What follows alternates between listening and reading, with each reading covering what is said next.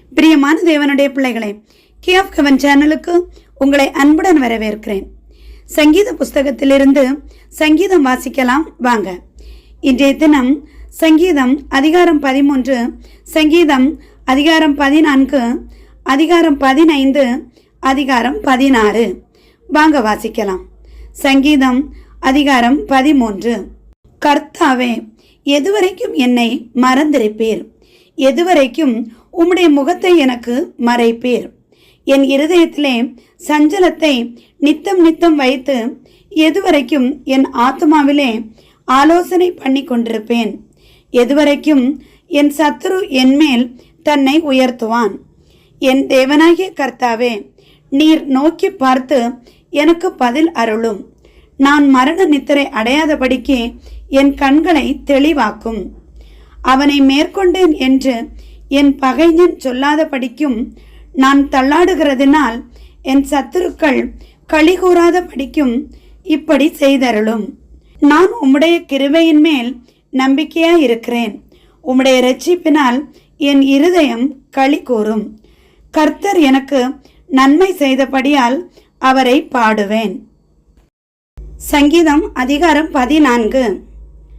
தேவன் இல்லை என்று மதிகேடன் தன் இருதயத்தில் சொல்லிக் கொள்ளுகிறான். அவர்கள் தங்களை கெடுத்து அருவருப்பான கிரியைகளை செய்து வருகிறார்கள். நன்மை செய்கிறவன் ஒருவனும் இல்லை.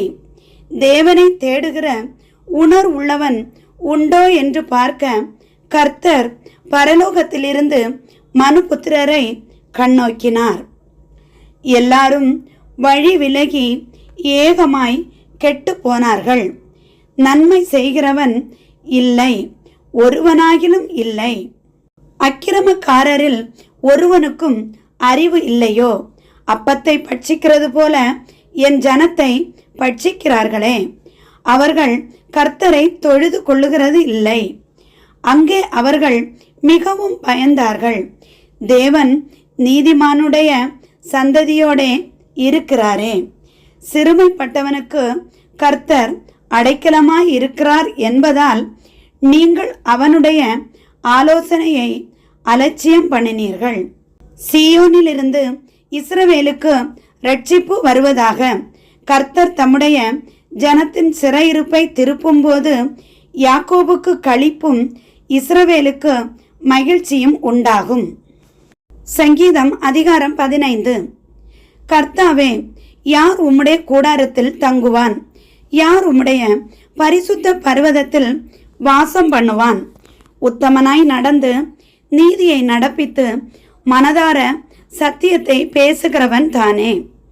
அவன் தன் நாவினால் புறங்கூறாமலும் தன் தோழனுக்கு தீங்கு செய்யாமலும் தன் அயலான் மேல் சொல்லப்படும் நிந்தையான பேச்சை எடுக்காமலும் இருக்கிறான். ஆகாதவன் அவன் பார்வைக்கு அற்பமானவன். கர்த்தருக்கு பயந்தவர்களையோ கனம் பண்ணுகிறான். ஆணையிட்டதில் தனக்கு நஷ்டம் வந்தாலும் தவறாதிருக்கிறான். தன் பணத்தை வட்டிக்கு கொடாமலும் குற்றமில்லாதவனுக்கு விரோதமாய் லஞ்சம் வாங்காமலும் இருக்கிறான்.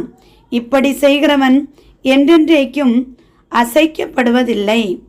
சங்கீதம் அதிகாரம் 16. தேவனே, என்னை காப்பாற்றும். உம்மை நம்பி இருக்கிறேன்.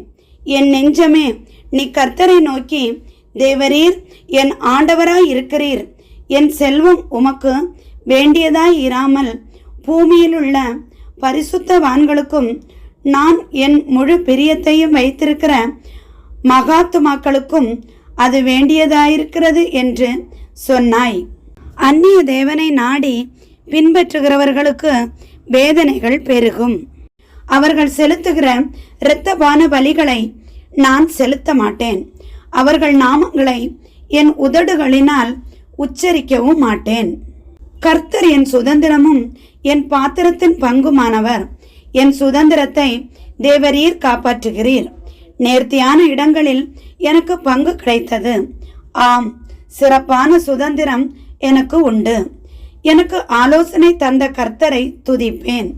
ராக்காலங்களிலும் என் உள்ளந்தரியங்கள் என்னை உணர்த்தும். கர்த்தரை எப்பொழுதும் எனக்கு முன்பாக வைத்திருக்கிறேன்.